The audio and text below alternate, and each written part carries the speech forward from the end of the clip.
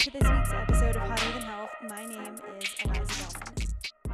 This episode couldn't have come at a better time. You know why? Because it is 100 degrees outside. I don't even know what level humidity, but it's hot. It's hot out here. We are sweating everything out, meaning we are needing to replenish with electrolytes. We are needing to replenish our salts, our potassium, all of our minerals. We need to get all our elements back. One element in particular is magnesium. And I'm so excited about this episode for several reasons. One of the main ones being, when we bring up magnesium, everyone agrees, yes, it is important. But we hear it in so many different contexts. Some people take it because they're constipated. Some people take it because they have headaches. Some people take it because they want to go to sleep. What is this miracle element of magnesium? That's what we're going to get into in today's episode. Before we do, a couple of housekeeping things. Thank you so much for being here, by the way. It is a stunning Wednesday, June 26th afternoon in Charlotte, North Carolina. The plants outside are thriving. I am still sweating from a walk I just went on. And for those of you who have been listening to the Mastery Monday episodes, I'm still on Strava. If you haven't downloaded the Strava app to track your walks or your movement, hikes, whatever it is, I think it's been fun. We've been giving kudos to all of the people who are on Strava in the community. Highly recommend hopping on. Give me a follow. It does say I live in Columbia, South Carolina, but that's really just to protect my identity and my location. I don't want to get on a tangent, but that's what we've been doing. A lot of walking, a lot of workouts, work, finding nice balance, and just enjoying life over here. I hope you all are feeling the same way, and if you're not, I hope that you get there soon. Know that I am here for you, and I hope this episode can be simply a new little educational / entertaining 30 minutes to 40 minutes for you to learn something new, understand a little bit more in depth, something that you're already interested in, or maybe uncover, hey, I've been feeling X way, maybe magnesium could help. Let's dive right into it. This episode is brought to you also by Organifi. Organifi is my favorite supplement superfood company. You know that I drink their greens juice every single morning before I reach for coffee, before I reach for electrolytes. I fill up 16 ounces of water and I swish around the greens powder like it is my job. We do it every single morning. It's got adaptogens. It is full of wonderful green mineral profiles that help to replenish your nutrition levels right in the beginning of the day. They also have a magnesium supplement. I have taken this supplement for at least 6 months on end when I was taking it, and I liked it. I really enjoyed it. It didn't disrupt my gut. It didn't give me any weird side effects. I felt like I was sleeping really well, and my joints felt good. If you want to check out Organifi and all of their amazing products, you can go to Organifi.com/HTH. Again, that's Organifi.com/HTH, and you'll get 20 beautiful % off.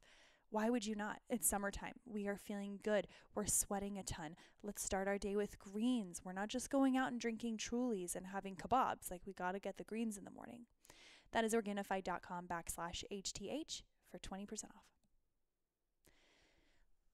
To tap into today's episode, you might have heard about magnesium and know a little bit about it, but what exactly is magnesium? Magnesium is a compound. It's an element. It is part of the periodic table of elements, and it really is used for a multitude of reasons. One of the reasons why I believe that it gets by the way, it's also essential for the human body. It's an essential nutrient that helps with tons of the operations of the body, like your muscles, your nerves, your bone health, your mood, your gut. And what I wanted to tap into first was, if you're someone who feels pretty good, your baseline is strong, that is awesome. there is a lot of evidence to show that most people are deficient on some level in magnesium, whether that be there's not enough in your diet, whether it is not being absorbed throughout your body. There is a lot to back that most people are deficient. I wanted to go through a couple of ways that you might notice some symptoms of being deficient in magnesium. And I'm not saying that you do feel these ways. I'm not saying that you will feel this way if you're deficient. This is just a couple of things that have popped up. Some of the deficiencies in magnesium include fatigue and weakness, poor appetite, nausea and vomiting, numbness or tingling in the skin, lots of cramps in the muscles, potential seizures, abnormal heart rates. There's also, on a bigger level or a broader level, not sleeping. There's lack of recovery in your workouts, in your muscle recovery. There may also be a tendency for potential moodiness. There's a lot of ways that we may see a deficiency in magnesium, and some of these are really, really big, broad, general symptoms. So I can imagine that it would be challenging to say, oh, well, I'm tired sometimes, or once in a while I get a Charlie horse. Am I deficient in magnesium? I do think that there are other things to consider when you're about to take a supplement. Some of the risk factors for deficiency, I would look into that as well. So if you have diabetes, it can cause this can also be a factor of deficiency in magnesium. I'm also going to put a lot of these details in the show notes. Type 2 diabetes or uncontrolled insulin resistance, conditions with malabsorption. So if you know that you're someone who is deficient in other minerals and other vitamins, things like that, it could be a potential that you aren't absorbing. And then there's also older age. The older you get, it's a higher potential that you aren't absorbing. And then alcohol abuse. It says a long-term excessive intake of alcohol is associated with a poor diet, low in magnesium. So digestive upset that leads to malabsorption and problems with various organs that can flush out too much magnesium through urine. All of this to say, I think that since we know a lot of people are likely deficient in magnesium, like heck, I'm probably deficient in magnesium, what are some ways we can get it? Let's get into the whole food sources before we get into supplements. We understand what magnesium is. We understand some of the deficiencies and symptoms of deficiency. But what are some food sources? Maybe I can beef up some of the things that I'm eating, no pun intended, and see a difference in the magnesium that I'm consuming. Magnesium can be found in plant foods, legumes, dark leafy greens, nuts, seeds, whole grains, and fortified cereals. I am not even going to write. Let's just forget that I said fortified cereals. I'll cite these sources. But almonds, pumpkin seeds, peanut butter, kidney beans, cooked spinach, Swiss chard. Love Swiss chard. Like rainbow chard with a little balsamic. It's so good. Brown rice, but make sure you wash it. There's salmon, beef, some poultry. Again, you want to make sure that you want to make sure that you're getting high quality protein. And then dark chocolate. Make sure that it's at least 70% cacao. Okay, those are some of the whole food if you're thinking about not wanting to add in a whole new supplement, you're like, hey, I'm going to the store later. I may as well get some Swiss chard or extra spinach or some salmon. I was going to do like chicken tenders, but maybe I'll do salmon. I would always recommend adding in whole food sources. When I go to the store later, I'm going to do some rice. I'm considering, it says white potato with skin. Maybe I'll do that. But rice, definitely going to get some banana, salmon, definitely have some Hu dark chocolate, and absolutely going to do some Swiss chard. That sounds amazing. Here's something we also need to touch on. What are the different types of magnesium supplements? I think that I follow all these brands on social media and all these different companies that I follow along with and look at what they're doing. It's L-threonate, it's magnesium glycinate, it's a topical version, and I'm all into all of it, like absolutely. However, I can't picture myself going out and buying 3 different types of magnesium. So, like, which one is best for me? Which one is best for one specific situation? Which one do I need? One thing to note before you go into purchasing an actual supplement for magnesium, I read this and thought it was interesting. It's about the interplay of magnesium and vitamin D. Enzymes that produce and break down vitamin D require magnesium. I'll repeat that. Enzymes that produce and break down vitamin D. Vitamin D is a critical vitamin for our body and for our overall health. A lot of people are deficient in vitamin D as well, but it does require magnesium. Magnesium also helps the liver and kidneys to metabolize vitamin D. So what they're likely not going to tell you is if you are taking a vitamin or a magnesium supplement, maybe you should make sure that your vitamin D levels are also optimized. Those two work in tandem very well together. All right. I thought that was really interesting, actually. All right, let's get to what you're really here for. What are the different kinds? What do I need to use? And which one is honestly going to make me poop my pants? Because I don't want that one. I'll tell you a funny story in a minute. I didn't poop my pants, so don't get excited. First one that came up was magnesium glycinate. This is essentially a compound that's just made of magnesium and glycine, which is an amino acid. There has been some research on magnesium glycine that indicates that people tolerate it well and that it causes minimal side effects. That means it might be something that's good for before bed or at a time where, because if you're going to take one that has more of a laxative effect, you might not want to take that one before you go to bed, especially if you have white sheets, if you catch my drift. This means that it, again, might be a good option for those who require higher doses of this nutrients or who experience side effects when using other types of magnesium.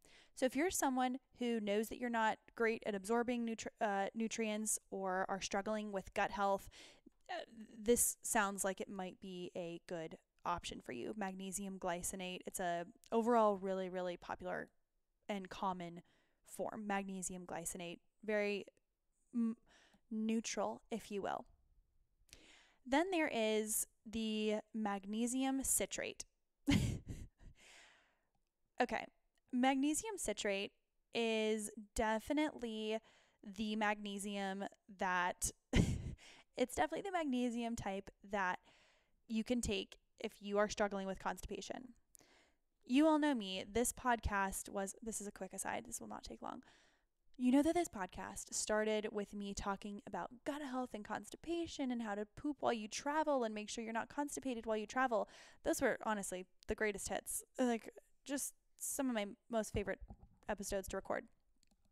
And the other day, I don't know if it was where my hormones were that month or at that time of the month, or my diet had been off and I hadn't had much fiber. Like, I don't know what exactly was going on, but my regularity was not chef's kiss.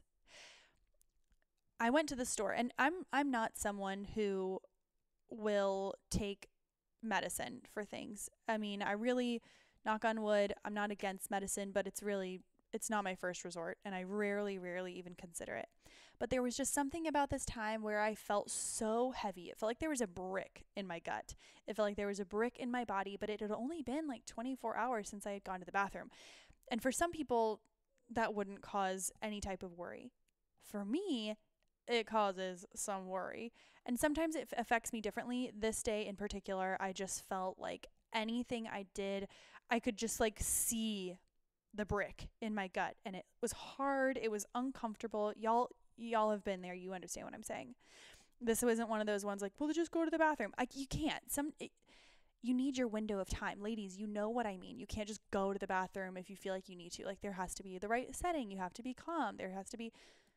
The situation wasn't aligning for me. I went to the store And I was thinking, I was trying to find oxygenated magnesium or a little at home enema kit because I didn't want to do the whole colonic situation that I typically do because that takes a little while. I was staying at my boyfriend's house that night. Like, I wasn't about to go on his bathroom for an hour and just, give myself a colonic. Like, hey, babe, you finishing dinner? It just wasn't happening. And on this night in particular, I went to the drugs. And I went into the supplement section and I saw magnesium citrate. I knew that I was looking for magnesium citrate because I was like, look, something needs to happen and something needs to happen now. We were actually at Publix, and I'm sure you could find this online. You can find it at Walgreens or any drugstore, and it was magnesium citrate, which on it says it's like an oral solution, cherry flavored, saline laxative. Magnesium citrate, saline laxative, oral solution. And I'm thinking, okay, I'll have a shot of this and hopefully it will just loosen some things up and I'll naturally be able to pass what I need to pass. I read the back. Once we get back into the car, I'm like, I'm drinking this in the car. I have my water next to me. I'll just guzzle it down. It's fine. And it says that I need to drink half of this whole bottle. And I'm thinking, look, if it's saying you have to drink half of the whole bottle, then likely it's not even that potent. Famous last words from me. I'm thinking, okay, well, if it said to take, a teaspoon or a tablespoon, then yeah, it would pack some punch. But this one was saying drink half the bottle. So I'm thinking, oh, this is child's play. I definitely can do this. So I get about a little less than 3/4 of the bottle down. Mind you, it says to have half throughout the span of 24 hours. Not more than half in a matter of 4 minutes. Oops. And I'm just thinking, okay, well, this, who am I? Who do I think I am that I can just beat this and it's not going to affect me the same way that it's literally designed to affect anyone? And no joke, this was after hot yoga. By the way, hot yoga when you're fully constipated is just, don't do it. I mean, I could feel, it felt like there was a shoe in my stomach coming out of my belly button. And I was like, you know what? This isn't great for me. Supine twist is not the vibe. We get into the car. I consume nearly 3/4 of the bottle, not total 3/4 of the bottle. By the way, it's like salt, cherry, hot water. It actually wasn't that bad. It was like a really strong Pedialyte, like a thick water Pedialyte cherry solution. But almost 3/4 of a bottle in under 4 minutes had me absolutely cleared. I got home and it took, I would be willing to wager it took about 8 minutes for it to work. So, and yeah, I felt great and it definitely came to play the next morning. So know that things work fast. I wasn't uncomfortable. I was never uncomfortable. I was like, oh, I guess I need to go to the bathroom. And it ended up just being way more than I expected, which is exactly what you want. You're like, I missed the discomfort portion and skipped straight to the progress pics. It was great. Did that. Nobody else needs to hear more about my bowel movements. But if you are in that situation, especially if you're traveling and you know that I'm not telling anyone, I am not pro habitual laxative use at all. I do also know that there are certain times when this does feel more less like a Miralax situation, which sometimes just feels like you get grumblings in your tummy, but nothing really happens. This actually felt like it was breaking things apart and allowing them to move. And that's what I really like. That's what we want. Anyways, get off my tangent with the magnesium glycinate. That's the one, or I'm sorry, the magnesium citrate. So that's one to consider if you are dealing with constipation, but it definitely is, it's not the one that you take to go to bed. Then there is magnesium chloride, which has been shown a lot of times to absorb really, really well and not really have a ton of side effects, but this is the one that might be good when you are able to put it on your skin. So a lot of people, you might have heard people taking like Epsom salts baths or magnesium salts baths. This is a really, really great method for absorbing magnesium. You know that your skin absorbs so much. That's why it's so important to consider fragrances and toxins within our products that we're using on a daily basis, in our body wash, in our soap, in our dish detergent, in our laundry detergent. Like, the body clearly absorbs so much. The epidermis is an organ within itself.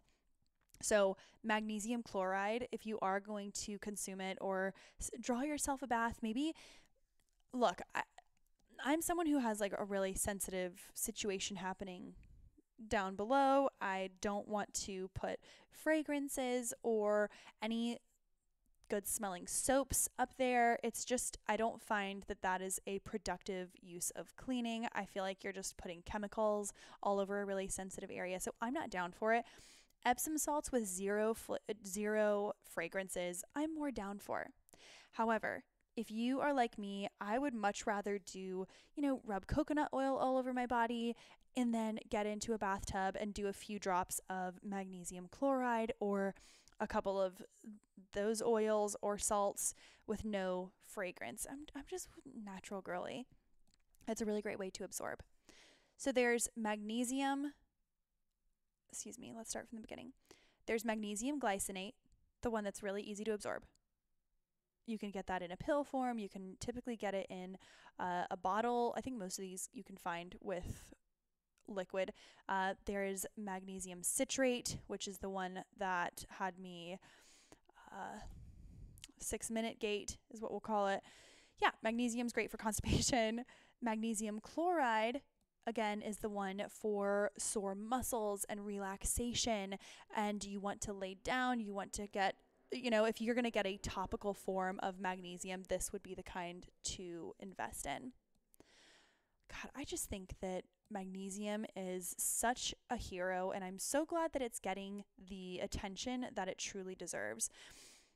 One thing to note, I know that, y'all know I'm not a big drinker, and I noticed I say this a lot because I'm annoying, but when I tell you that my gut is so traumatized after even having 1 or 2 drinks, I feel it so much the next morning. If you notice like a change in your gut or your bathroom regularity the day after even 1 or 2 drinks, or if you are someone who drinks more than like maybe a few times a week, but even if they're just a few drinks and you're noticing some rumblings in the tummy, there's inconsistencies, they're super loose or watery or inflamed, you can tell.